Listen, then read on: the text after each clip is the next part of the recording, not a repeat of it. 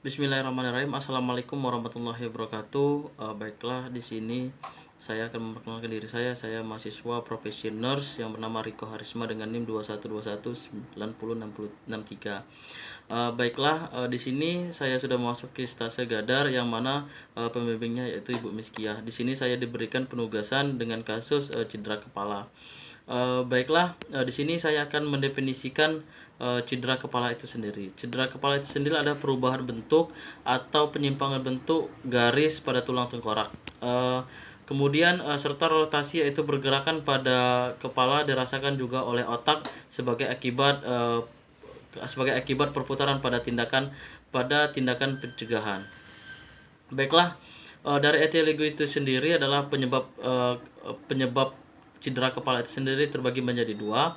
Yang pertama trauma primer dan kedua trauma sekunder. Kalau trauma dari primer itu sendiri terjadinya karena benturan langsung atau tidak langsung, akselerasi dan desklerasi. Kemudian dari trauma sekunder itu terjadinya karena kecelakaan, biasanya terjadinya kecelakaan berkendaraan motor, terjadinya kecelakaan bermobil, serta pada saat olahraga bisa terjadi di saat olahraga. Kemudian penyebab lainnya itu karena jatuh dan kemudian cedera akibat kekerasan. Baiklah, selanjutnya di sini Riko menjelaskan untuk manifestasi kliniknya. Yang pertama, manifestasi kliniknya itu hilangnya kesadaran kurang dari 30 menit atau lebih, akan terjadinya kebingungan, irritable, pucat, bisa terjadi mual, muntah dan terjadinya pusing, nyeri bagian kepala hebat, terdapat juga hematoma. Kemudian terjadi kecemasan juga, sukar untuk dibangunkan setelah pasien itu biasanya tidak sadar. Kemudian pemeriksaan diagnostik itu sendiri, pemeriksaan penunjang yang dilakukan yang pertama adalah CT scan, mengidentifikasi luasnya lesi atau pendarahan yang digunakan sama seperti CT scan juga. Kemudian cerebral angiografi, kemudian EEG, elektroencephalograph, X-ray, kemudian mendeteksi perubahan struktur tulang, kemudian mendeteksi perubahan aktivitas metabolisme otak yang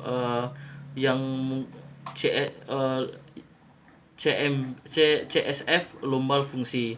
Kemudian di sini penata laksanaan dari keperawatan itu sendiri adalah secara umum penatasan traumatik pasien dengan trauma kepala adalah sebagai tindakan selanjutnya, yaitu yang pertama adalah observasi pasien selama 24 jam.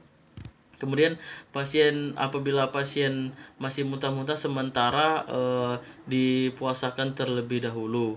Kemudian makanan atau cairan pada trauma ringan, bila masih muntah-muntah, mual dan muntah-muntah, hanya diberikan cairan infus dextrosa 5%. Terus kemudian diberikan terapi vena bila ada indikasi. Kemudian kalau untuk kepada anak-anak diistirahatkan terlebih dahulu atau tirah baring. Pemberian obat-obatan, kemudian dilakukan pembedahan bila ada indikasi.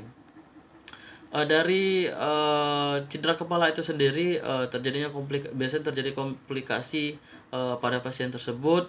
Yang pertama biasanya hemoragik, kemudian infeksi, odema serbal dan herniasi. Baiklah, selanjutnya itu lakukan pengkajian kepada pasien. Baiklah, mungkin hanya itu yang dapat disampaikan dari saya. Terima kasih. Assalamualaikum warahmatullahi wabarakatuh.